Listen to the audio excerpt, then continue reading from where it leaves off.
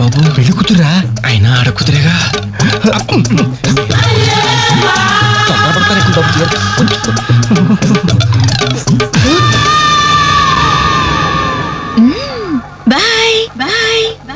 అయ్యో అయిపోయావురా. డైరెక్ట్ గా టేప్ లో మన ఫ్యూచర్ ప్రింట్ అయిపోయింది. ఆ క్యాసెట్ సీఏ చూశాడంటే మన బతుకు ఒంగోలు బస్ స్టాండ్ రాని. అబ్బా ఇన్నాళ్ళు ఎన్ని ఏదో వేషాలు వేసినా ఇండియన్ పీనల్ కోడ్ కి దొరకకుండా వేసాం.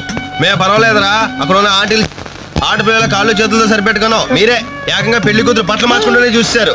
అయిపోయారు రే, అయిపోయారు. బాడీలో మెయిన్ పార్ట్ కట్టు. అయ్యి బాబాయ్, అప్పటికి లెఫ్ట్ గారితో చెప్తూనే ఉన్నాను ఒరే పెళ్లి కూతురు రా అని. అబ్బా ఆయన ఆడ కూతురే కానీ 20% ఇవ్వడానికి వస్తున్నారు. ఏదో ఏమండి, వచ్చే వారం తిరుపతిలో బ్రహ్మోత్సవాలు జరుగుతున్నాయి. అయితే వెళదామండి. 3 రోజులు టైం వేస్ట్, 2000 డబ్బు బక్క.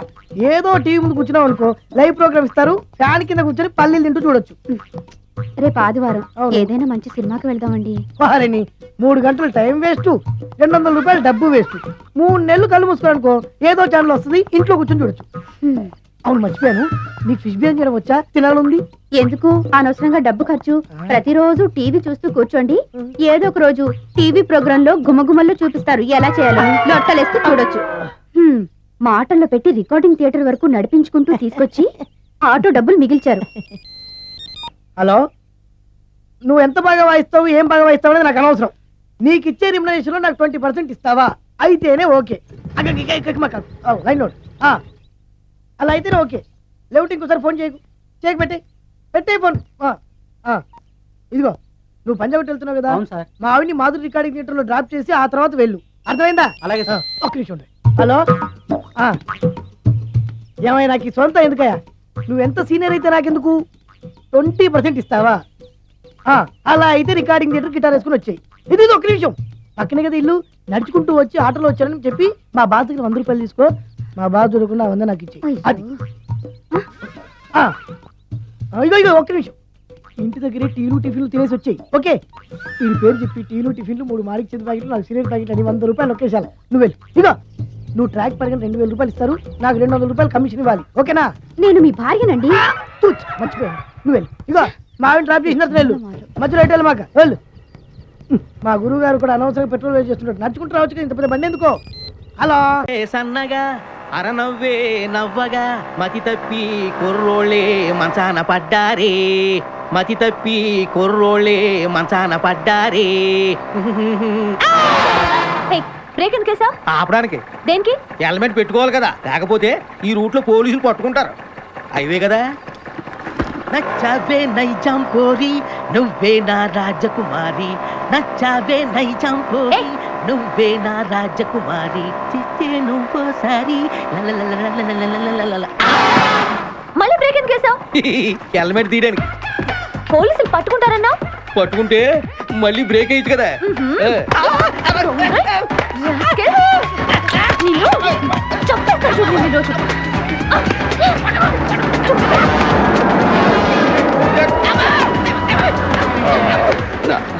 ప్లీజ్ మేడం, రండి మేడం ప్లీజ్. వెళ్ళకండి.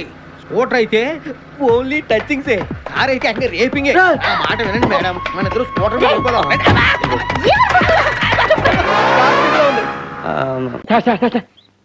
ఏంటి ఈ ఒక్క టికెట్ తీసుకోండి సార్.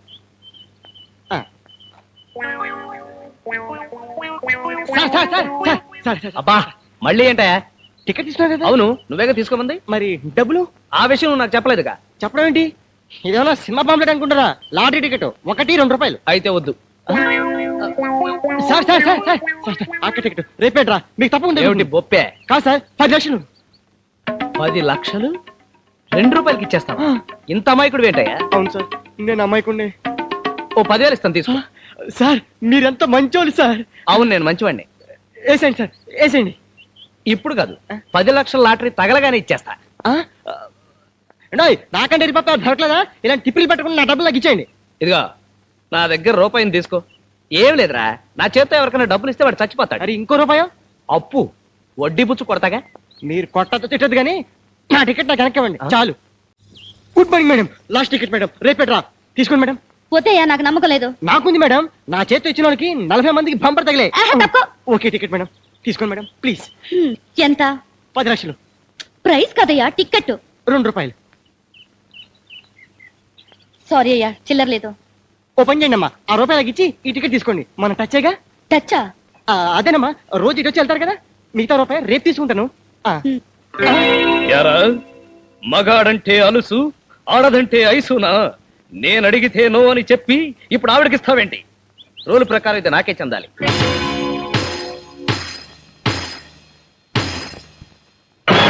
నాకు అక్కర్లేదు. నాకు అక్కర్లేదు. నాకు అక్కర్లేదు. నాకా ఈ లాసు? మరి నాకా? నాకు కాదు. ఓ పని చేద్దాం, ఎవరికి లాస్ కాకుండా అమ్మా మీ రూపాయలు ఇవ్వండి. బాబు మీరు కూడా. అమ్ము వద్దు, మీ చేస్తే సస్తా నేనే తీసుకుంటాను. ఇప్పుడు మీ ముక్కలు మీ దగ్గర ఉంచుకోండి, తగిలితే చేర్చుకొని పంచుకోండి.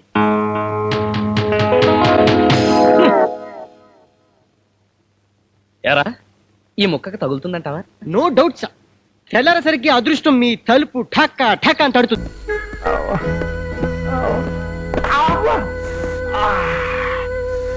ఏముకుండని చూడకుండా ముడుకుల మీద కొట్టేసింది ఈ అదమ్ముండ.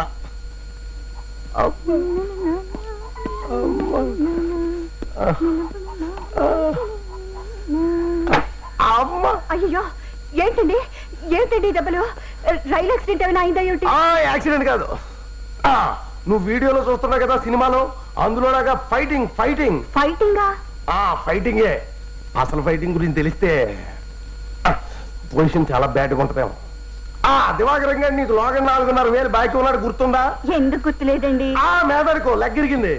ఆ బాకీ గురించి అడిగితేనే తాంతగ్గా సమాధానం చెప్పాడు. నాకు తెక్కరైపోయి తుక్కు కింద కొట్టేశాను. హాస్పిటల్లో బ్లడ్ ఎక్కిస్తున్నారు. చాలా బ్యాడ్ పొజిషన్ లో ఉన్నాడు. ఇలాంటి బ్యాడ్ పొజిషన్ శత్రువు కూడా రాకూడదు.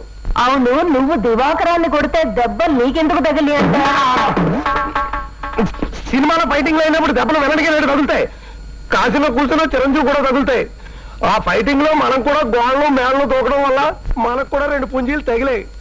గారు ఆడది బాగోలేదన్నారంటగా, కర్తవ్యం తీసుకొచ్చాను. ఓకే, తర్వాత కలుద్దాం. అక్క, శుభ్రంగానే ఉన్నాడక్క. ఏమయ్యా దివాకరం, నీకేం దెబ్బలు తగలేదా అని ఎవడన్నాడు? మాయనా నీతో ఫైటింగ్ చేసి నిన్ను తుక్కు కింద కొట్టేశాట.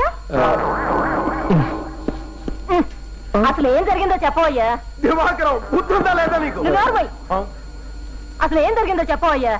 అదేనండి, మీ ఆయన భాగ్యంతో కలిసి. దివాకరం చెమడ లెక్క తీసేస్తాను నేను. ముందు ఏం జరిగిందో చెప్పు. వద్దండి, నా నోట్లో నిజాలు దాగడం లేదు. నన్ను ఇబ్బంది పెట్టకుండా వదిలేయండి ప్లీజ్. చెప్తేగాని కదలియం. ఏం జరిగిందో చెప్పు ముందు. దివాకరం, మీరు బాగా ఓల్డ్ అయిపోయారంటండి. అందుకని మిమ్మల్ని రూమ్ లో పెట్టి లాక్ చేసి గ్యాస్ స్టవ్ ఓపెన్ చేసి చంపేస్తా అన్నాడు. నీకు థమ్స్అప్ అంటే ఇష్టం అంట కదా, అందులో 4 మంది కలిపి చంపేస్తా అన్నాడు. ఆ తర్వాత భాగ్యంతో ముచ్చటగా 3వ కాపురం పెట్టడానికి రాత్రి బాబులో ఇంటర్వెల్ ఇవ్వకుండా తెగ ట్రై చేస్తున్నాడండి. ఈ విషయం భాగ్యానికి తెలిసి ప్రియుడని కూడా చూడకుండా పచ్చడి కింద కొట్టేసిందండి. జరిగింది అది.